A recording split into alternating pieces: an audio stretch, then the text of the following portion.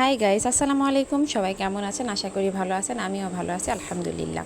আজকে আবার নতুন একটা রেসিপি নিয়ে চলে এসেছি। আজকের রেসিপিটা হলো ঝিঙে দিয়ে চচ্চড়ি। তো এই ঝিঙের চচ্চড়িটা খেতে অনেক টেস্ট।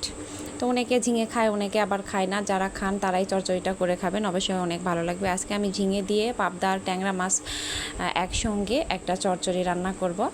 তো আগেও বললাম এটা অনেক টেস্ট। এটা রান্না করে যদি ভাত খান, অবশ্যই 1 প্লেট ভাত খেতে পারবেন। যাদের রুচি বেশি আছে তারা অবশ্যই খেতে পারবেন। তো আমি এখানে ঝিঙে কেটে পরিষ্কার করে নিয়েছি। তারপরে পেঁয়াজ কুচনো দিলাম, কাঁচামরিচ চেরা দিলাম, তারপরে বাটা মশলা দিলাম। আস্তে আস্তে সব রকমের মশলা, মরিচ, হলুদ দিয়ে নিচ্ছি। এখন মরিচের গুঁড়া, তো আমি কাঁচা মরিচ দিয়েছি দেখে একটু মরিচের গুঁড়াটা কমিয়ে দিলাম। আর ঝিঙেটা একটু মিষ্টি হয়। আবার এই চচ্চড়িতে যদি একটু পেঁয়াজটা বেশি না দেন তাহলে তেমন টেস্ট আসে না, পেঁয়াজের উপরই একটা টেস্ট আসে। তো পেঁয়াজ বেশি দেওয়ার কারণে আর ঝিঙেটা মিষ্টি হওয়ার কারণে কাঁচা মরিচ আর গুঁড়া মরিচ একটু বেশি পরিমাণে দিলেই ভালো হয়। তো তারপরে লবণ, হলুদ গুঁড়ো সব কিছু দিয়ে ভালো করে মাখিয়ে নিচ্ছি। তো এই চচ্চড়িতে পানি দিতে হয় না, কেননা ঝিঙের প্রচুর পানি বের হয়। দেখেন আমি মাখানোর পরে এখানে কতটুকু পানি বের হবে সেটা আমি আপনাদের দেখাবো।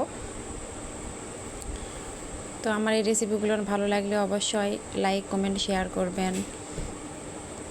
আমার চ্যানেলটি সাবস্ক্রাইব করবেন। এই যে পানিটা দেখালাম কত পানি বের হয়েছে। পাবদা মাছ দিলাম, এখন ট্যাংরা মাছ দিচ্ছি। দেওয়ার পরে এটা ভালো করে আবার মাখিয়ে নিব। মাখিয়ে নিয়ে আমি এখানে একটুও পানি দিব না, হাত ধোয়ানো পানিও দিব না। জাস্ট এটা একটু ভালো করে চেপে দিয়ে চুলাতে বসিয়ে দিব। এই তো চুলাতে বসিয়ে দিয়েছি। তো এখন হচ্ছে, তো এটা মিডিয়াম আঁচে রান্না করলে ভালো হয়, কেননা খুব জোরেও না খুব ধীরেও না। এই তো প্রপার লুক চলে এসেছে। এখন কেমন হয়েছে অবশ্যই আপনারা বলবেন। এই তো কি সুন্দর লাগছে দেখতে, খেতেও তেমন মজা। তো সবাই ভালো থাকবেন, সুস্থ থাকবেন, আমাদের জন্য দোয়া করবেন। আল্লাহ।